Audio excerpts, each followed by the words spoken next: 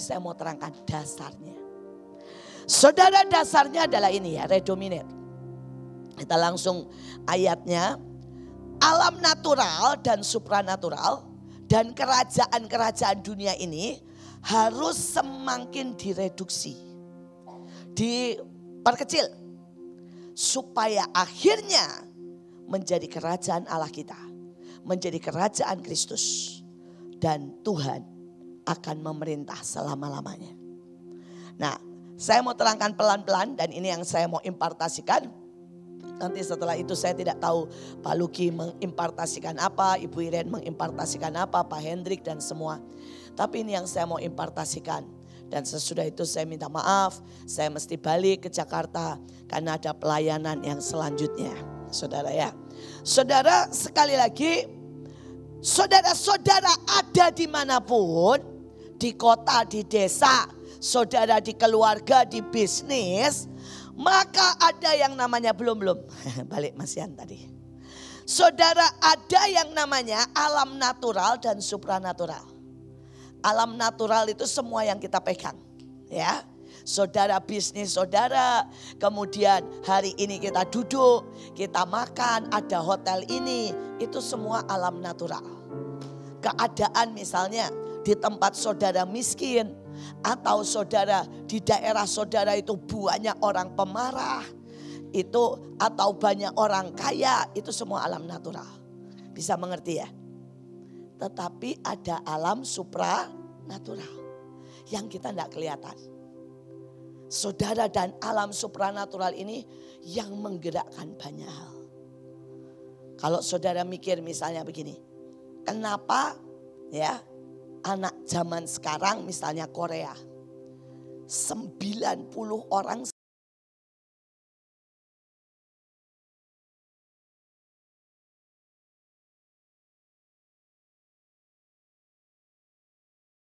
bahwa hari ini saudara yang namanya stres orang naik 300%. Apakah itu alam natural? No. Itu alam supranatural. Saudara, tahukah saudara bahwa kalau orang dengerin musik rock, tiba-tiba anak-anak itu punya kecenderungan berontak. Bahkan sampai membunuh. Ada apa? Karena itu alam supranatural. Saudara, bahkan saudara tidak usah susah-susah. Ini percobaan banyak ada di YouTube karena semua dibuktikan. Saudara ambil dua tanaman. Ya, enggak usah diapa-apain. Dua tanaman sama-sama, saudara kena cahaya sama, tanahnya sama. Satu tanaman saudara kutukin. Dasar bego, jelek aja gitu ya, setiap hari. Saudara satu tanaman, saudara puji-puji, elus-elus. Diajak ngomong tanamannya, oh tanaman cantik, berbuahlah. Nanti saudara lihat, dalam tidak usah lama-lama, sebulan. Tanaman yang saudara kutuki pasti mati. Tanaman yang saudara elus-elus pasti hidup. Why? Ada alam supranatural. Saudara, dan itu bisa dibuktikan dengan segala macam cara. Bahwa dunia suka tidak suka membuktikan ada dua alam, yaitu alam natural dan alam supranatural. Dan inilah yang menjadi tugas kita, bahwa alam natural dan supranatural yang bukan dari Tuhan, kerajaan-kerajaan dunia yang bukan dari Tuhan, harus direduksi. Amin. Kerajaan pornografi harus direduksi. Saudara mau tahu, banyak orang kan gini ya, berpikir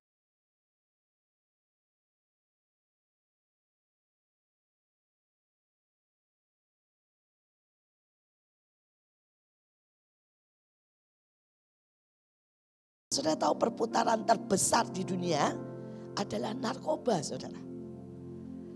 Itu perputaran terbesar di seluruh dunia loh saudara. Saudara mau tahu perputaran kedua terbesar di seluruh dunia? Bukan makanan juga, bukan rumah. Jadi Pak Hendrik mau buka 100 lagi outlet makanan, itu nggak bisa mengalahkan perputaran dunia terbesar, yaitu narkoba. Yang kedua, saudara mau tahu perputaran terbesar? Nomor 2, pornografi. Mengerikan kan? Karena itu kita punya tugas. Dan tugasnya adalah mereduksi. Turunin terus. Sampai kerajaan Tuhan. Kebenaran. Kekuatan. Kasih. Yang akan naik. Sampai dikatakan di sini. Sampai kerajaan Kristus. Yang akan memerintah di tengah-tengah kita. Amin. Karena itulah saya berkata, saya tidak bisa bicara kalau saya tidak melihat itu menjadi kenyataan. Saya melihat saya berdiri atas Belanda. Dari tidak ada kegerakan. Sampai di mana-mana muncul kegerakan anak muda. Saya berdiri atas bed kasih kota saya. Dari tidak ada satupun mall.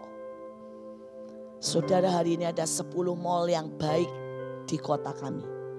Dari tidak ada satupun sekolah Kristen. Hari ini ada 6 sekolah Kristen terbesar yang memasuki kota Betkasih. Saudara, pada waktu saya pertama kali mengajukan sekolah Kristen, saudara, wali kotanya bilang begini, selama kami hidup, tidak akan ada sekolah Kristen di Betkasih. Karena Betkasih adalah kota santri. Saya bilang no. Betkasih akan jadi kota Kristus. Dan hari ini atau beberapa tahun yang lalu, saudara, stadion terbagus pertama kali ada di Betkasih. Saudara mau tahu pertama kali stadion itu berdiri? Tidak buat acara mereka, tidak buat acara pengajian. Saudara, buat acara apa pertama kali berdiri? Bukan juga buat main bola. Buat Natal bersama Sebekasi. Dan yang suruh meresmikan stadion itu siapa? Kami dari Mahanaim. Saudara bisa merubah kota. Saudara bisa merubah desa. Karena itu kuasa Tuhan kasih ke saudara. Dan itulah yang hari ini saya mau impartasi. Kemanapun saudara pergi dan saudara berada. Saudara gereja saudara, persekutuan, pelayanan saudara, bahkan mungkin bisnis saudara. Akan mereduksi kerajaan maut dan kerajaan iblis. Kerajaan dunia. Membuat kerajaan Kristus yang akan dipermuliakan. Amin. Saya berharap saudara jangan selalu berpikir soal cuma gereja ya. Saya pribadi tidak punya gereja, tapi sekolah kami ya. Saudara ada di 10 kota di Indonesia. Sekolah formal. Sekolah formal itu SD, SMP, SMA dan bentuknya ada gedungnya. Tapi rumah singgah kami ada 5.000 di seluruh Indonesia. Bukan dalam bentuk gereja. Tapi kami mereduksi kerajaan iblis. Saudara bisa mengerti? Saya berharap saudara ya, outletnya Pak Hendrik dan Ivan akan ya menyebar ke seluruh Indonesia. Saudara mungkin bisa ada 100-200 ya. Dan kemudian setiap kali orang masuk ada dengar lagu pujian walaupun itu instrumental. Dan merubah mereka. Ini mereduksi kerajaan iblis. Jadi saya berdoa dimanapun saudara ada. Saudara akan menjadi terang dan garam. Saudara akan mereduksi kerajaan dunia dan kerajaan iblis. Jangan pernah takut. Alkitab berkata yang menyertai kita lebih besar dari yang menyertai mereka. Tuhan kita sudah memastikan kita lebih dari pemenang. Amin.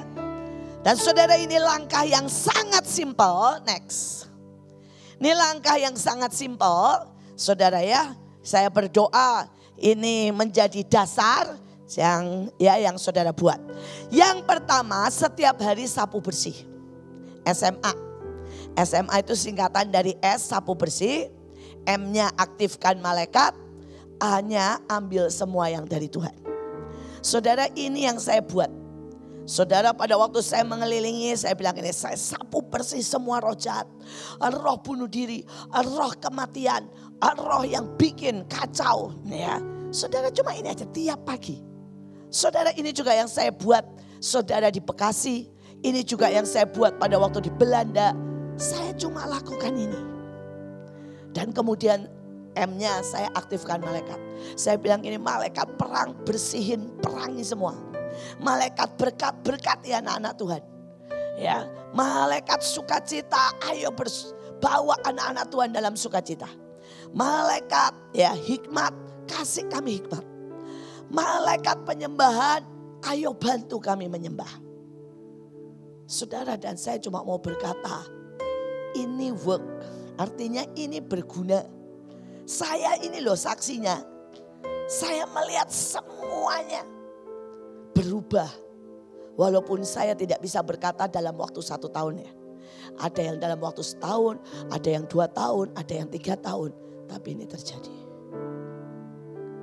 Saudara, dan kemudian yang ambil semua yang dari Tuhan. Saya itu setiap pagi, saya tidak setekun Pak Luki lah baca Alkitab. Saya baca Alkitab setiap hari. Tidak ada hari bolong, pasti itu saudara. Tetapi saya tidak setekun beliau.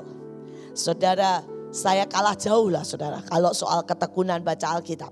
Saya tiap hari doa, tapi doa saya beda jauh sama Pak Luki. Kalau Pak Luki doanya itu benar-benar tertib, benar-benar dalam hadirat Tuhan. Kalau saya enggak, saya doa sembari tidur, saya doa sembari jalan, saya doa sembari ngoceh saudara ya. Jadi saya paling banyak doa itu kalau di mobil sembari, kan saya itu setiap hari di mobil kurang lebih 4 jam setiap hari. Karena saya pasti ke Jakarta kemana-mana. Nah 4 jam itulah saudara jam saya doa. Saya akan ngoceh sama Tuhan, saya akan deklarasi kota, saya akan pasang keras-keras pujian, saya nyembah. Saudara, tapi kalau orang bilang, ibu doanya kacau balau, iyalah. Saya enggak serapi, enggak sebagus Pak Luki. Saya juga tidak sekeren Bu Nani. Setiap hari berlutut 2 jam di taman. Saudara ya, tapi saya mau berkata gini, seperti apapun saudara. Saya tadi sudah bilang ya, durian pun jenisnya bermacam-macam. Tidak apa-apa. Jadilah seperti dirimu sendiri. Saudara tidak perlu jadi saya. Saudara tidak perlu jadi seperti Pak Hendrik. Saudara, ya gereja ini saudara membuka. Saudara boleh jadi seperti yang Tuhan mau. Amin.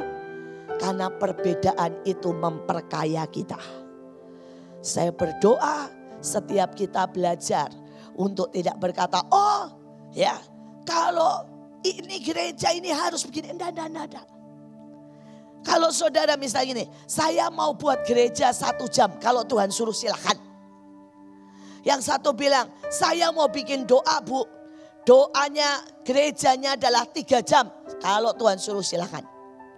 Saya mau bikin doa kayak kemarin Pak Hendri cerita.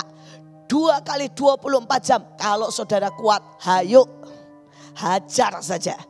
Ya. Saya percaya di setiap tempat. Di setiap gaya, di setiap orang. Ada pengurapan khusus. Ada kemuliaan khusus.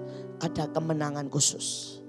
Selama saudara menangkap yang dari Tuhan. Bukan karena kedagingan kita. Bisa mengerti ya? Bukan karena kita malas doa. Jadi kita buat doa kita cuma sehari semenit istilahnya saudara. Saudara, tapi saya mau berkata, saya ini selalu ambil yang dari Tuhan. Saya bilang, Tuhan buat saya berhikmat. Tuhan ambil ketepatan. Buat saya ini tepat dan tidak salah. Sampai saya ini ngomong begini sama Tuhan. Tuhan kau tahu bodohnya saya. Ikat atur rekayasa. Pokoknya saya gak bisa keluar dari jalanmu. Pokoknya saya gak bisa salah. Atur aja Tuhan. Supaya saya ini bisa tetap ada di jalanmu. Dan apapun yang saya doakan, yang saya ambil dengan iman, saya melihat itu jadi dalam hidup saya. Ya, saya bukan orang pintar, saudara, percayalah. Saya bukan orang tekun, saya bukan orang baik. Makanya kemarin ada istilah sama Pak Luki, sejak dia kenal saya dia gak tahu lagi yang benar yang salah yang mana. Kenapa? Karena bayangin ya, dia ngajak saya puasa, saya bilang ini, oke, kita puasa, tapi saya ngopi ya. Saya puasa, tapi saya pakai permen ya. Pak Luki geleng-geleng kepala. Buat saya ya kalau puasa ngopi, puasa pakai permen, itu namanya gak puasa katanya. Saudara, tapi saya ngomong, saya ini belajar jujur di hadapan Tuhan. Dan saya bilang, Tuhan, kau tahu betapa parahnya saya. Tapi saya mau ambil yang daripadamu. Dan kalau hari ini saya melihat sangat dahsyat yang Tuhan buat. Sekali lagi bukan karena Ibu Iin, no. Saya cuma melihat karena kasih karunia yang besar, yang ajaib, yang dahsyat, yang Tuhan limpahkan. Kalau kita ini mau berserah, bilang pakai saya seperti yang kau mau. Ya, karena itu saya selalu bilang ambil dari Tuhan. Saudara, saya selalu berkata doa itu adalah nafas. Tapi kalau buat saya doa itu infus ilahi. Doa itu impartasi yang paling ajaib. Jadi kalau saudara berdoa, tanpa saudara sadari, yang bodoh jadi pintar, yang lemah jadi kuat, yang penakut jadi pemberani. Saudara, itu cuma karena doa, saudara. Saudara, yang saya lanjutkan ini dari pihak saya. Tapi setiap kali setiap orang punya gaya yang berbeda. Suka tidak suka, saudara, harus peperangan rohani. Karena ini alam kuasa gelap itu real sekali. Tapi peperangan rohani caranya bagaimana, hari ini tidak kita bahas. Setiap orang mungkin punya gaya cara yang berbeda. Salah satu mungkin dengan banyak menyembah. Salah satu mungkin dengan banyak saudara deklarasi. Tapi saya sudah melihat mereka yang tidak peperangan rohani. Mereka tidak sadar hidupnya dibuat mainan iblis. Sangat mengerikan. Saya melihat kota-kota yang tidak diperangi dengan kota yang diperangi itu beda jauh, saudara. Jauh banget. Saudara, kota yang tidak diperangi salah satunya seperti saya bilang pulang dari Pakistan. Tidak ada orang yang berdiri dan memerangi. Ada nama satu kota saya rubah jadi kasih karunia. Saudara bilang, Bu, beda jauh. Ya gak apa-apalah, pokoknya semau saya. Saudara ya, kan namanya redominate. Boleh merubah-rubah semaunya. Saudara, dan itu ngeri sekali. Miskinnya, keringnya, orang bodohnya. Tidak ada restoran, tidak ada hotel, tidak ada saudara yang makanan enak. Wah, kotor, mengerikan. Dan saya cuma bilang ini, Tuhan, seandainya ada aja beberapa orang berdiri di sana, peperangan rohani, saya yakin kota ini berubah. Karena begitu saya masuk, saya lihat, saudara, itu yang namanya ya seperti jin. Saudara, bentuknya kayak jin penguasanya di alam roh ya. Kalau di kenyataan ya nggak ada, saudara. Tapi di alam roh itu kayak jin. Semua tuh ngambilin barang, ngambilin kekayaan, ngambilin apapun yang orang-orang itu punya. Saudara, dan maaf kata itu jinnya gede banget. Ini di roh ya, bukan kenyataan ya. Orang itu dimainin, diinjek-injek sama dia. Saya bilang gini, aduh kurang ajar banget. Tapi saya tahu saya datang hari itu, saya cuma sebentar. Saya cuma memberi mereka makan ya. Saya belum bisa sampai mengajari mereka peperangan rohani. Tapi saya mau berkata, sangat berbeda. Kota yang ada orang berdiri di situ. Sama kota yang tidak ada yang perang. Saudara boleh lihat yang namanya Bet Kasih. Saudara 30 tahun yang lalu. Saya tadi sudah bilang. Di satu kota Bet Kasih itu miskin, mutilasi, penjualan anak, pelacuran. Saudara semua terjadi. hari ini semua bersih, clean.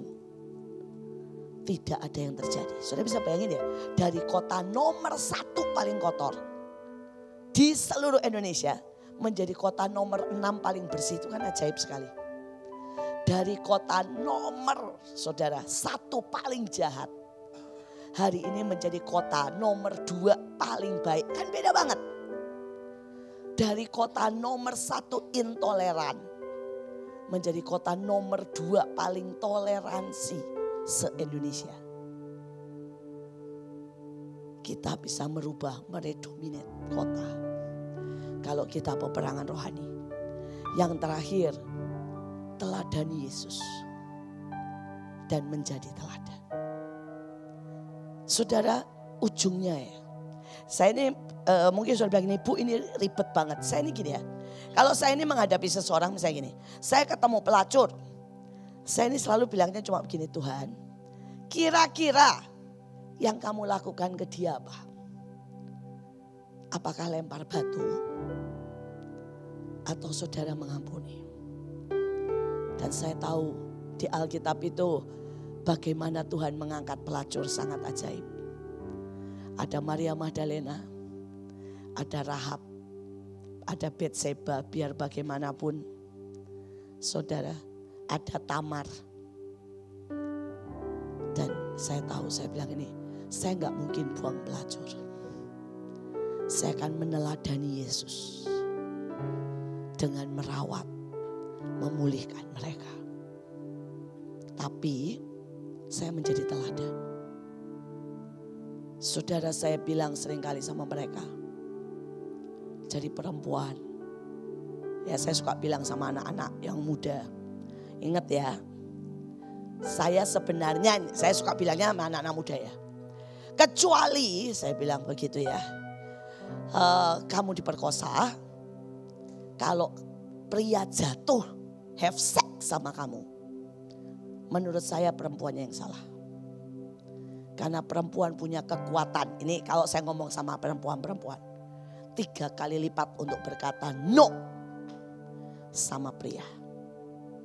Saudara, ini soalnya saya terangkan, saya bilang ini kenyataan ya. Pria memang lebih mudah didominasi dengan hormon seks.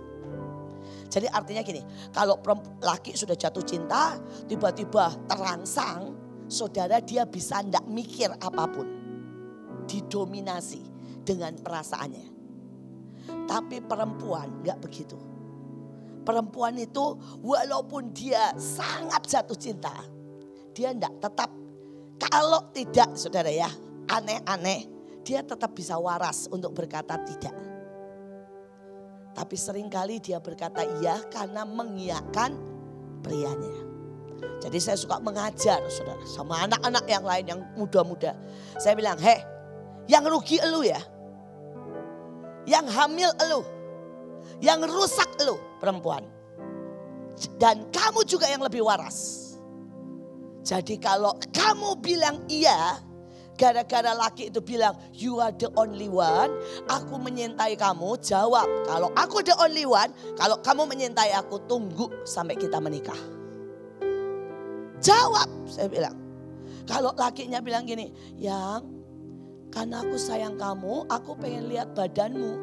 Kalau lu sayang aku, gak usah lihat badan, tetap sayang.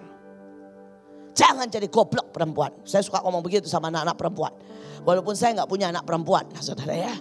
Tapi saya bilang, pokoknya ya, ibu bilang sama kalian, kalau sampai lu bilang iya, kamu have sex tanpa pernikahan. Yang goblok kamu, yang rugi kamu. Ya nanti kalau saya ngomong sama yang laki lain lagi saudara ya. Saya bilang jangan tukar keperjakaan dengan kesulungan, dengan hak kerajaan. Ruben kehilangan hak kesulungan karena jatuh dalam dosa seksual.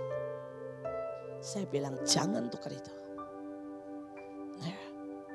Saya punya banyak, tapi saya belajar meneladani mereka.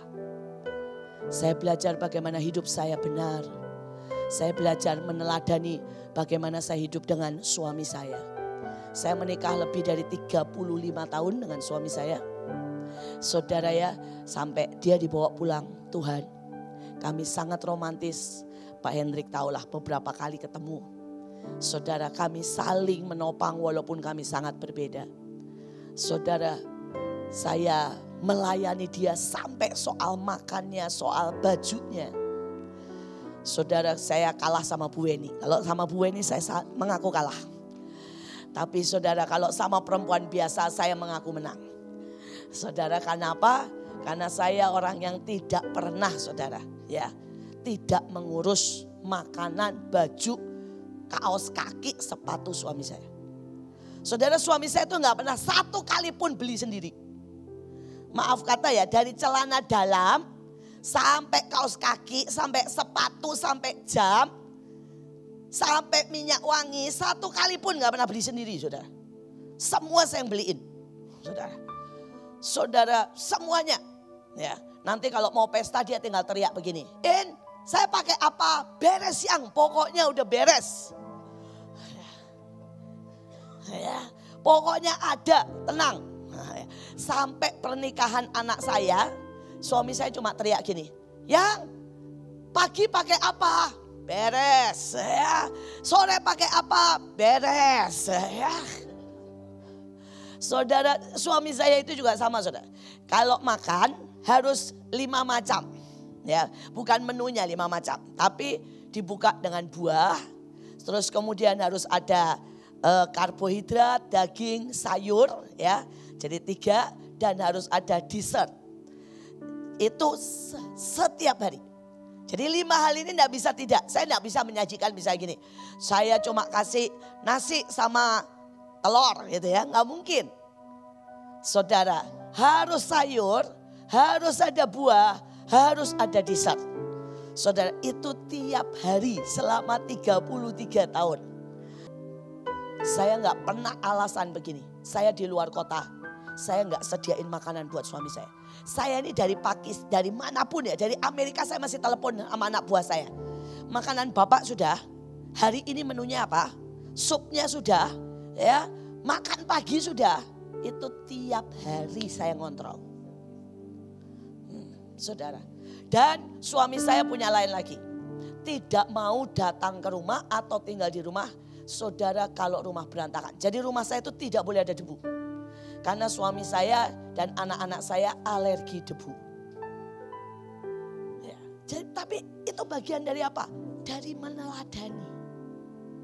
Makanya saya ngomong sama semua hamba Tuhan. Lu jangan ngaku hamba Tuhan ya, kalau kamu gak bisa ngurus suami. Lu ayatnya ada kok di Timotius. Kamu jangan ngaku ya hamba Tuhan kalau nyediain makan aja buat suami gak mau. Loh, ayatnya ada kok. Ya, dan saya berdoa, ya, hidup kita ini jadi suratan terbuka. Saudara boleh tanyalah Pak Luki dan Bu Iren. Ini saksi hidup. Betul ya Bu Iren? Saudara, dia kenal suami saya. Ya, saudara ini ya, kalau saya ya, saudara misalnya gini, lagi ngobrol di rumah. Terus tiba-tiba saya lupa 5:30. Semua saya usir ya Bu Iren ya. Pulang, cepat Pak Paul sudah mau datang. Saya harus beres-beres rumah. Benar. Pak Luki tahu, Bu Iren tahu. Ya, semua harus saya usir. Pergi cepat. Ya. Karena kalau suami saya pulang, saya tidak mau rumah saya ada tamu dan kotor. Loh saudara, saya tuh sampai separah itu loh saudara. Saya nggak mau kalau suami saya pulang di rumah, kecuali saya pergi pelayanan. Saya melayani orang lain. Suami saya pulang pasti 6:30, jam 7 malam. Dan saya harus minimal 2 jam. Pertama dia datang, melayani dia. Melayani dia. Suami saya kok sudah di rumah, sudah jadi kayak raja. Minum aja nggak mau ngambil saudara. Minum tok loh, gak mau ngambil saudara ya. Dia akan gitu. Dan yang lebih parah kalau dari suami saya, dia gak pernah mau ngomong. Jadi kalau dia mau minum dia cuma gini. Saya mesti tahu nya artinya apa. Artinya kopi atau air atau apa itu saya harus tahu nya saudara. Nanti kadang-kadang saya ngomong gini, Yang, saya ini bukan nabi. Ya, saya nggak tahu hemnya kamu itu hari ini apa. Ya kadang-kadang maksudnya di luar air, di luar kebiasaan dia suka gini. Saya pengen sesuatu. Ya yang ngomong lah Yang, sesuatu itu apa? Dia bilang, dia kalau sudah begitu dia ngomong gini. Kalau kamu dan saya ini sepakat sehati makin dekat.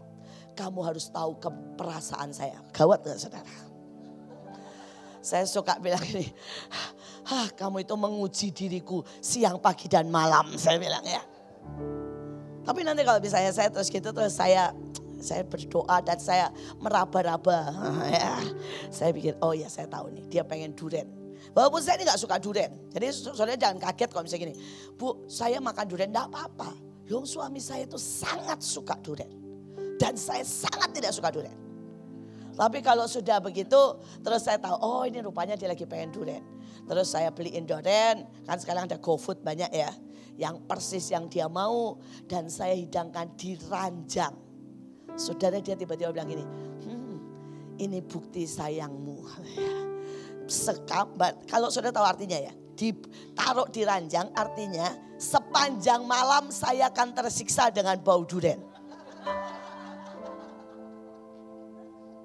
Karena enggak mungkin suami saya makan durian tanpa AC kan. Dan kalau ber-AC kan muter terus tuh di ruangan. Dan itu dia bisa senyum-senyum bilang gini, saya menerima pengorbananmu, I love you. Ya. Tapi ya buat saya ini gak apa-apa. Karena kadang-kadang kita harus menunjukkan bukti sayang itu tidak cuma bicara kan. Ya. Kadang-kadang dengan hal-hal kecil seperti itu. Tapi suami saya juga hebat-hebat. Dia itu tahu saya tidak suka ngosek WC. Ini saya ngaku. Saya tidak tahu kenapa saya sebel banget kalau suruh ngosek WC, saudara. Tapi kalau saya suruh cuci piring, ngelap, saya oke. Tapi ngosek WC itu saya tidak pernah, saudara, suka. Dan saya mau ngaku jujur sama saudara ya. 35 tahun kami menikah, suami saya yang selalu ngosek WC. Saudara, itu hal kecil. Suami saya selalu ngoceh gini. Kenapa sih rambutmu banyak banget sampai mampet? Tapi dia selalu lakukan itu. Karena dia tahu. Saya tidak suka ngosek WC. Nanti kalau kita jalan-jalan. Saya tuh gak pernah bilang saya pengen ini. Tapi kalau saya sedikit lebih lambat di satu restoran. Suami saya akan ngomong begini. Kamu lagi pengen makan Thai ya? Terus saya suka nanya gini, kenapa? Tadi waktu lewat restoran Thai, kamu melambat dan matamu terus nengok. Terus dia akan bilang gini, yuk kita makan Thai aja. Saya tahu kamu lagi pengen. Saya mau ceritain apa? Loh, kalau saudara saling mengasihi itu gak perlu ngomong. Suami harus kenal istri, istri harus kenal suami. Ya. Dan saya ini gak ngarang. Saudara boleh tanya Bu Irene sama Pak Luki. Itu kehidupan kami. Dan mereka tahu persis bagaimana kehidupan kami. Ya, karena kita jadi hamba Tuhan, kita harus jadi surat terbuka. Ya, semua orang harus tahu. Gak usah ada yang ditutupi. Ya, kegagalan kita juga cerita. Maka saudara akan menjadi saudara teladan. Ya, kita bukan orang sempurna, saya punya banyak kelemahan. Ya. Saya ini saking nggak konsisten dan nggak tekunnya. Sampai kalau kami kan di Mannheim selalu setiap tahun ada jadwal puasa. Begitu ada jadwal puasa, Pak Luki itu selalu ngomong begini sama saya. Tenangin, kalau kamu bolong, saya nanti yang gantiin. Karena Pak Luki tahu, kalau kita puasa 40 hari, saya akan bolong 4-5 hari. Nanti kalau kita puasa 30 hari tetap aja bolongnya 35 hari saudara ya. Dan Pak Luki akan bayar. Jadi orang lain puasa 40 hari di Mannheim, Pak Luki akan puasa 60 hari. Nanti kalau ditanya, Pak Luki kenapa semua udah berhenti kamu tetap puasa? Pasti Bu In bolong. Jadi saya udah spare aja buat dia. Tapi itu kehidupan tim. Ya. Gak usah terlalu kuat. Gak usah terlalu hebat. Kita harus bisa saling menutupi satu dengan yang lain. Amin. Ya. Saudara itu jadi teladan Dan terakhir, mintalah hikmat. Untuk tiap kota, untuk tiap keadaan, untuk tiap posisi, ya, selalu kita butuh hikmat. Mari angkat tangan, sudah jam 2, saya sudah dikode. Mari angkat tangan dan kita terima. Kiarata shikera parata shikere pereteshe. Bapak, hiadade.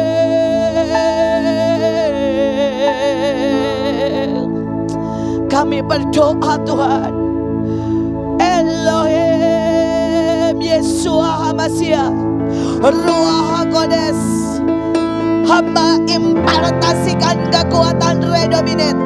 Hira paratashe, hira rarare, kere.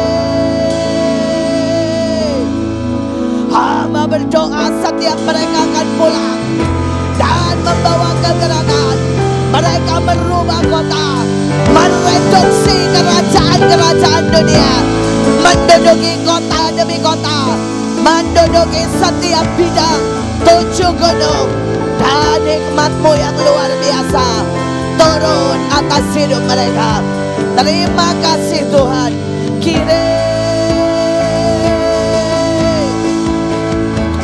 Orapan yang dari Tuhan, kekuatan yang ajaib, hikmat yang luar biasa, pengertian, ketajaman, keharmonisan, perbekalan, semua turun menjadi bagian mereka dari sekarang sampai selama-lamanya. Terima kasih Tuhan, terima kasih. Dalam nama Bapa, Putra dan Roh Kudus. Amin, amin, amin.